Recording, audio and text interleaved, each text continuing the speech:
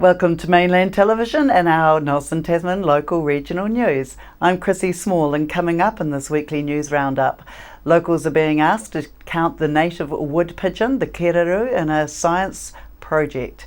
We speak to the victim of a 79-year-old attacker, and Doc prepares for the upcoming season for the busiest national park in New Zealand, and much more.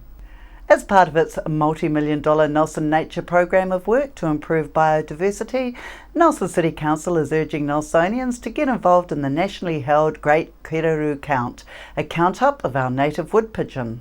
I spoke with Nelson City Councillor Brian McGurk about this planned count and what that means for the birds. Now, we've got a Great Kiraru Count, and Brian's here to tell us about what that means, how we can all participate, and what the outcome hopefully will be from this. Oh, thanks for having me, having to talk about it. The Great Kiraru Count's a national campaign, so it's part of a national campaign to get people out to count the number of kiraru, or wood pigeon, native wood pigeon, that they can see in their backyards. And the idea being is that if people are out there looking for the kiraru, counting them, they can log it on the website, thegreatkirarukount.nz, and that's part of a national program. We can actually count the number of kiraru that are out there. It then goes on to a mapping website, naturewatch.org.nz, and people can actually track the number of kiraru. So it's important that we do it because though they're not endangered, they're a critical bird to our biodiversity. They are indeed. Now, look, it's one of the things that interests me is if I count a kiraru and my neighbour counts the same one, how does that affect the result? Oh, I don't think we'll worry about that too much. It's the big thing is that the kiraru are there. If you've seen them the same kiraru at two different times, you get an idea of their habitat, their range. But there might be some kiraru that aren't counted, so let's not worry about that too much. The big thing is that there are people out there counting them. The more we can see, the better it will be. Okay, so now Brian, when we've got these birds and they're being counted, are you looking at where the hangouts that they're actually kind of gravitating towards as well, the kind of trees that they may be going for, that sort of thing? Well, one of the things we are looking at is the range that they're occupying. Kiraru, I suppose for want of a better word, are the gardeners of the sky. They're one of the few birds that we have, probably the only bird that we have that are sufficient that eat seeds and fruit and then can distribute that to the normal range. So they're actually an important bird in terms of maintaining the biodiversity and new trees and new fauna. So for that reason is that the range that they're operating in, or range that they're living and flying in is important to know. Right, okay. Now, obviously they're not an endangered bird, but they're a very attractive bird, and they're quite characterful, aren't they? Yeah, they're certainly a bird that they have a personality. They're an attractive looking bird. You look at the plumage, it's sort of different light and it has a different shades of colours. So they're an attractive bird, and they do have a bit of a personality. But although they're not what you call a threatened species, is that the habitat is one that's under pressure, under threat in many areas there. So they've got to have somewhere to live. But the idea being is if we can sort of enhance the environment they're operating in terms of the native plants and fauna, it's good for them. But just because they're not a threatened species, it doesn't mean that they're a thriving population as well. No. Now, Brian, is Nelson City Council doing this with anyone else as a partner? Yes, it's part of a national campaign. It's supported by the World Wildlife Fund New Zealand and the Royal Forest and Bird Society, so they're big partners with us and other agencies. But as I say, it's part of a national campaign, and it's part of our wider Nelson Nature campaign about increasing the level of biodiversity. With the Nelson Halo is that we're sort of looking at a habitat of native flora corridors from basically the mountains to the sea. Right. And having kiraru is part of that. So anyone that's looking at planting trees on their property should perhaps look at kiraru friendly trees? Yeah, the sorts of things that they would like. Most of the natives, some of the natural native flowering ones, like I'm trying to think of some. Kofi. Yeah, kofi would be a good one. But Probably the best thing that people can do is that the birds that that are injured are things that are what they call window strikes. So they're kiruru when they're flying into windows and buildings. So something that people can do is look at some kind of wind chimes or some kind of decal on their windows, so the birds aren't accidentally flying into buildings, and particularly glass. That's probably the biggest cause of injury for kiruru, certainly the ones that are rescued basically as a result of window strikes. Right, and they're such a big bird, it's they're lucky if they do survive those sorts of strikes. But things like matai, kowhai and the cabbage tree, they're the sorts of things that they've got natural fruits on it that the kiruru like. Yes, and I was telling you earlier about the pururi tree. They tend to get drunk on pururi berries, so they're very amusing to watch come out of the tree after a good feast. They are a good. They're a social animal. They're a social bird, and one of the things we need to look at is trying to expand the habitat they're living in. So more natives and a few things like decals and wind chimes around buildings would help the ones survive.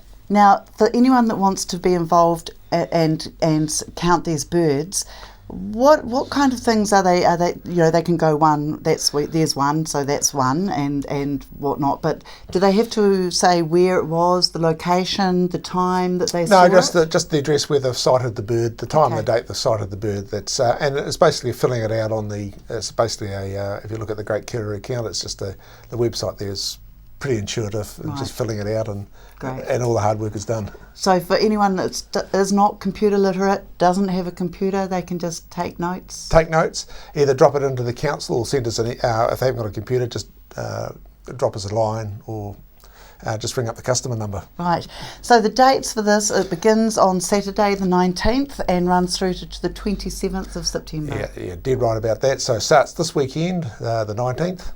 September, and goes through to the 27th. So it's 2 weekends and another week. Great.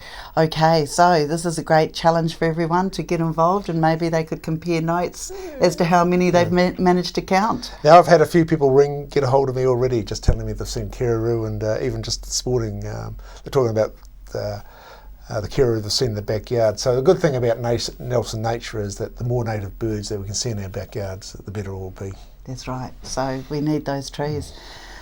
That's great. Thank you very much, Brian, for coming in today and Pleasure. Chatting to us about this. This is a great cause, and hopefully we'll get lots of people involved. Great.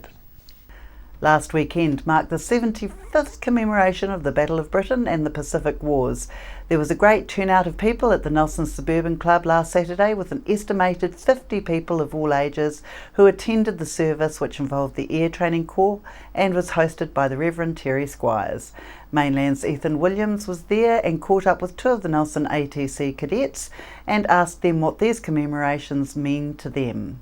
I think that they're really important because we need to remember those who fought so that we can be the way we are, and I think it's a really nice way because it's friendly. I think it's really important, particularly for the youth of today, to be able to come to these events and remember those that have fallen, because like a lot of people get caught up in like internet and social media in current day where we don't really do a lot of reflecting back on the past, and particularly today, which is Battle of Britain Parade, because there's not a lot of people don't really remember this.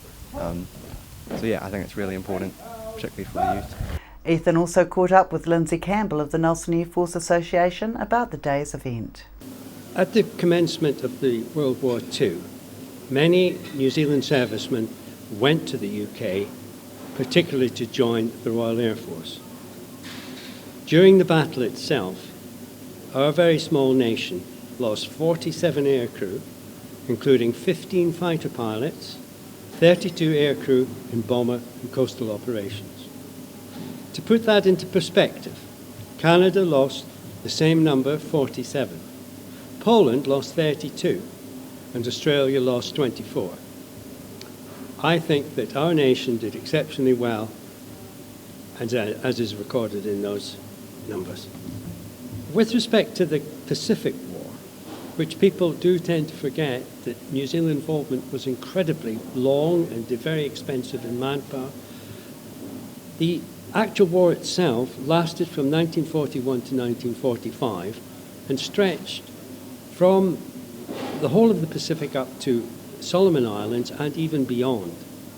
There were approximately 25 squadrons involved. That's Royal New Zealand Air Force squadrons involved. And 7,000 servicemen, New Zealand servicemen, took part in that operation. As you saw today, the Air Training Corps are very much involved in the commemoration service. Now, we had approximately 20 airmen and airwomen in the actual Air Training Corps who were directly involved with us. It starts with the Air Training Corps, but it starts earlier with the education that the young people are getting.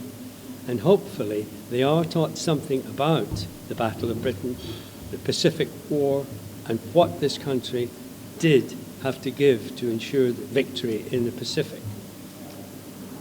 It starts at the schools.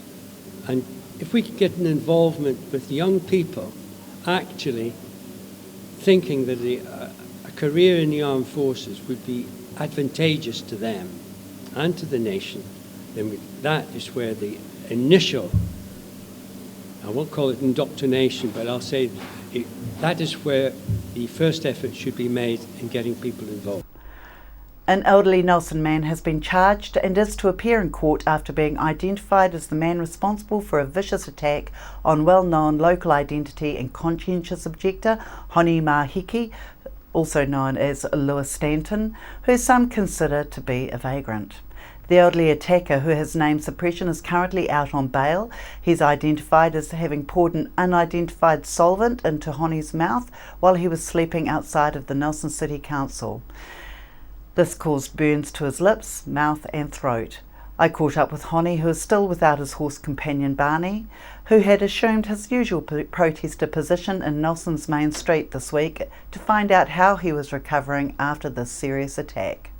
I'm down here in Nelson's main street with Honi Mahiki, aka Lewis Stanton, who of course was viciously attacked about a month ago in his position outside of Nelson City Council while sleeping.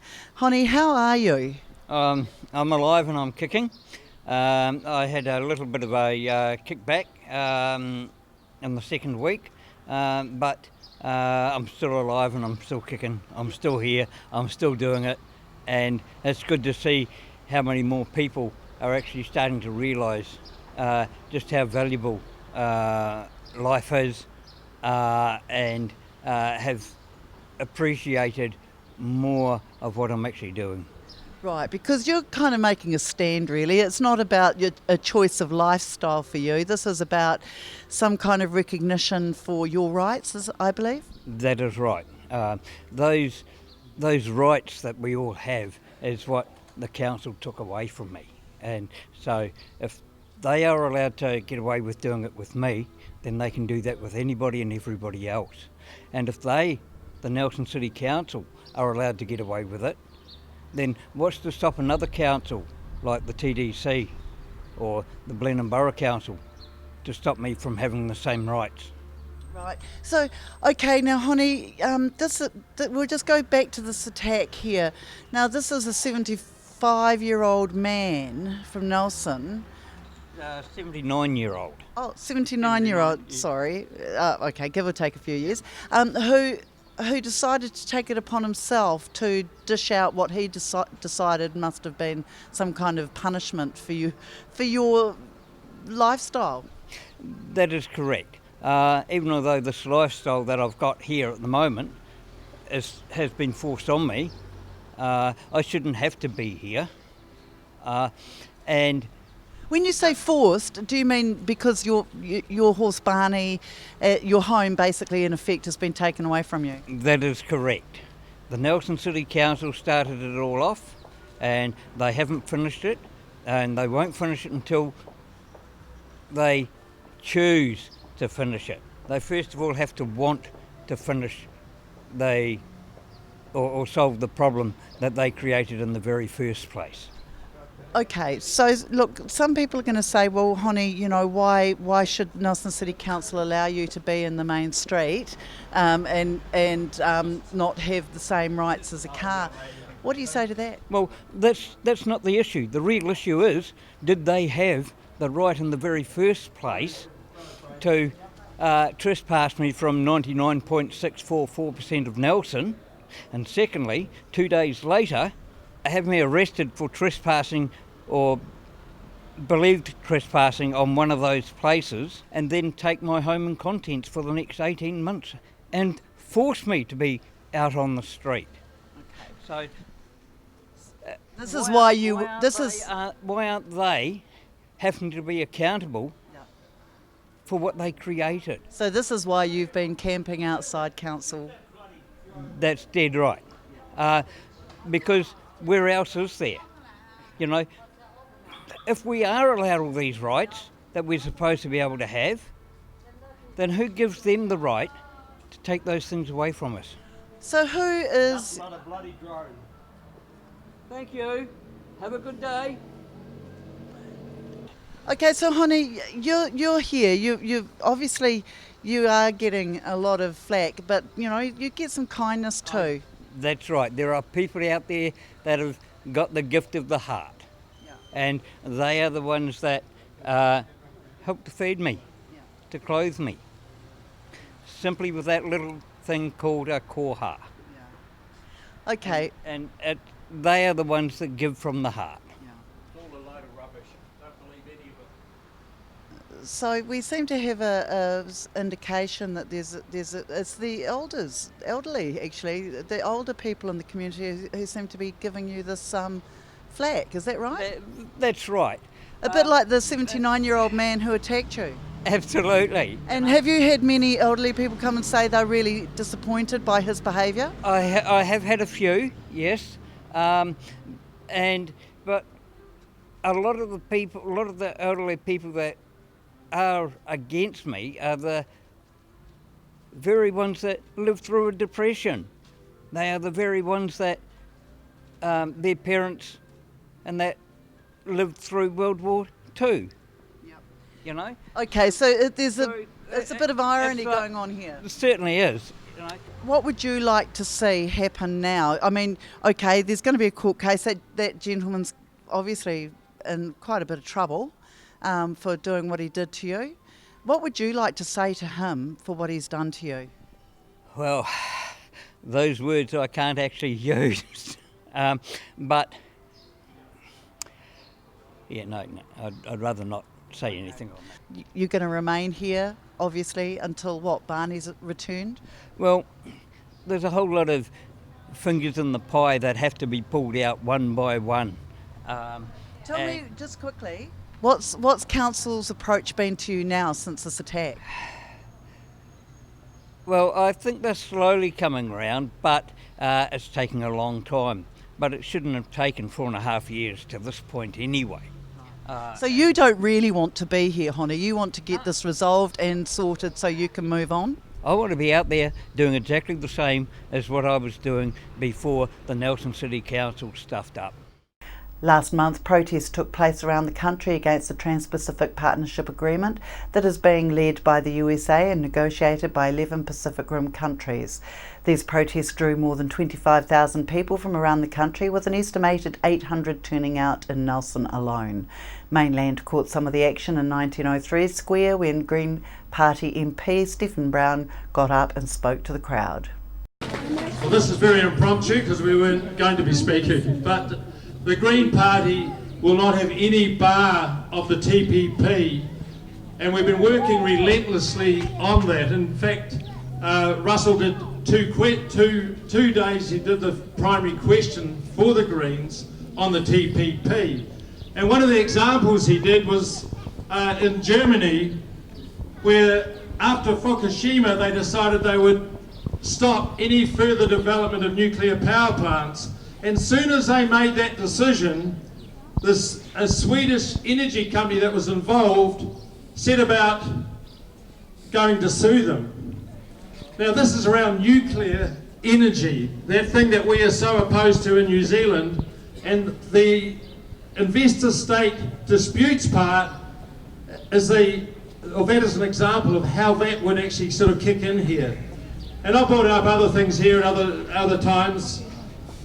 that are prime examples. Your council not being able to make decisions that you wanted to make your lives better here, to make the environment of Nelson better. Those things being able to be taken over or by the corporates effectively. So we're working real hard. We're working, as I say, with questions in the House, with publicity around this, and we will continue to push. We're very, very pleased to see that Labor, under this sort of pressure, has actually come on as well. And at Parliament, where there's a rally of this sort of size this week, and David Parker was put on the spot there with their 5 points. Will you make that a bottom line? And ultimately, he yielded, and they'll come on for some of the points. We will go further. We've always pushed around these issues around free trade, but the investor states dispute part is such a phenomenal thing, we must push back further. So fantastic to see this turnout. It's absolutely excellent. I'm sure it's the same throughout the country. Cheers. I went out to ask people in Nelson their opinions on the TPPA and whether they could see it being a good thing for New Zealand. What do you think of the TPP? Stinks. What do you know about it?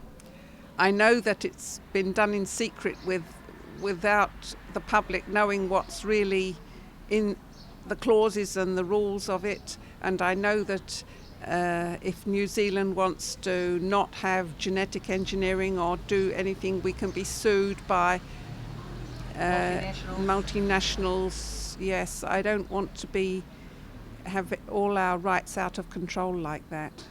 I know that it's going on and I know what it's about, but I'm very interested to see how it turns out because I'm not quite sure whether it's good or bad.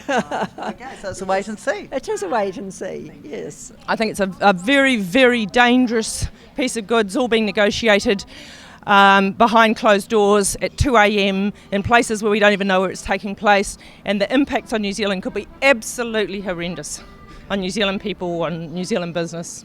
What do you think of it? I'm not. No. Not at all. Well, it's a secret, so I don't know. Do you think it's good it's a secret thing? Well, it seems that that's what's got to be done for these trade agreements, so I guess we voted for them. We'll have to trust that they've got it right. I don't think it's a good thing for this country. Yeah. So, what? Because it's negotiated in secret, or because of the disputes? Partly because it's negotiated in secret, and partly because it tends to favour big business on the other side of the world, and the fact that this country, if we do anything that will end up being unfavourable to a big corporation overseas, they can sue this country, which is going to come out of the taxpayer's pocket. Yeah, investor disputes. Yes. Yeah, that's right. So. Okay, so no. No for me, yes. Okay. I really know more than he does, so I have to say no as well. Does it really matter? The rest of the country is sort of, not flash, is it? I think we've got more important things to worry about than that at the moment. Yeah. What kind of things? Well, unemployment, cost of living, $26 million on a flag, Fonterra, a lot of I think we've got our heads in the sand a bit. Okay. Yeah. So, yeah. So you don't really want to make a comment on the TPP, or you think it's a good thing or a bad thing? Well, what transpires down the track might be a different story. We don't have a lot of confidence in certain politicians, do we? So one would want to be careful, I would imagine. For the last 12 years, the Youth Commonwealth Games has been something that many young athletes have strived to attend, and this year Motueka High School student Amanda Fitisimanu was selected as one of 5 New Zealand representatives to attend the Games that were held in Samoa. Motueka High School coach Tony Aikenhead said that Amanda was without a doubt the highest performing athlete to come out of Motueka High so far, and he was sure that she will go on to achieve greater things. Prior to going to Samoa, Amanda had aimed to beat her personal best and make the final, both of which she has achieved. Mainland TV's Ethan Williams spoke to Amanda about her time at the Games. So Amanda, how does it feel to be back in New Zealand after having competed at the Youth Commonwealth Games? It's pretty amazing coming back to school, seeing everyone after my big trip, and yeah, it feels pretty good. Awesome. And how were the Games for you yourself? It was definitely an awesome experience. I saw lots of different people from different countries, and now I know a lot of people, so that's quite good, and everyone's still kept in contact after the games, so that's pretty cool. Awesome. And so how did it feel to be selected for such a big event? It was definitely a shock because I didn't realise that I could actually make the games. We got told there was only 5 spots, so after that I was kind of like a bit nervous, didn't think I might make it, and then after the selection it was just amazing feeling being selected. Awesome. And so tell me a little bit about your personal bests and what it was like to beat them. Yeah, well, before the trip I was at 56.61 for my 400, and then in my heat I got 56.48, so that was a big PB, and I was really happy about that. And then the final I ended up doing a 56.91, so 0.7 of a PB, so I was pretty happy with that. Awesome. And so are you hoping to compete in the 2017 Games in St Lucia, or are you kind of vying for a spot on the 2018 Commonwealth Games team? Yeah, definitely. I think that'd be a good goal to work towards if I can just keep getting my times down and competing and getting some more competition in. Awesome. And so just tell me a little bit about your training regime before going to the Games. I was going to Saxon 3 times a week, Wednesdays, Saturdays and Sundays with my coach, Mr Tony Aikenhead. And we're just working on repetitions and split 400s and as much closest to racing conditions and stuff as possible. So that definitely helped out. Awesome. Cool. Thank you for your time, Amanda, and for taking time out of your interval to have a chat. Thank you. After the break, we'll bring you the latest weather update, some events and happenings coming up from around the region. Edward Gibbon, the bathroom specialist, have a great range of bathroom ideas at their showroom at 23 McGlashan Ave in Richmond. Call in and check out some of the latest bathroom designs and fittings. Edward Gibbon, the bathroom plumbing and drainage supply specialist, 23 McGlashan Ave, Richmond. We're the team at JCar, right here in Nelson, 120 Hardy Street. Our shop is full of electronic items, including security alarm systems, electronic components, solar and power, electronics toys,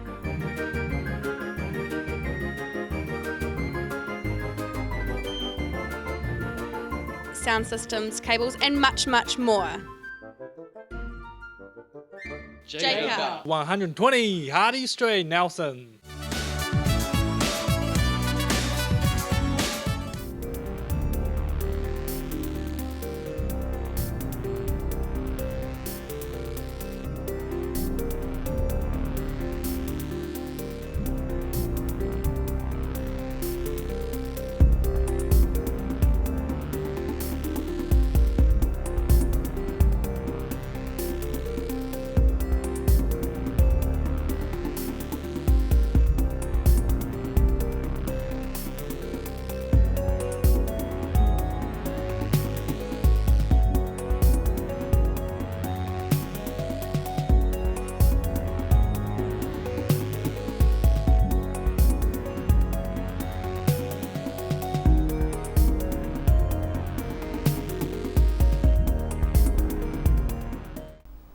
Come and hear about Hannah, a special organisation that's working in Romania to help bring lives better for young children in Romania, with special guests Katie and Salt. This event is taking place at 8:30 a.m. and 10 a.m. on Sunday the 20th of September at St Barnabas Anglican Church on 523 Main Road, Stoke. On behalf of the team here at Mainland Television News, thank you for joining us.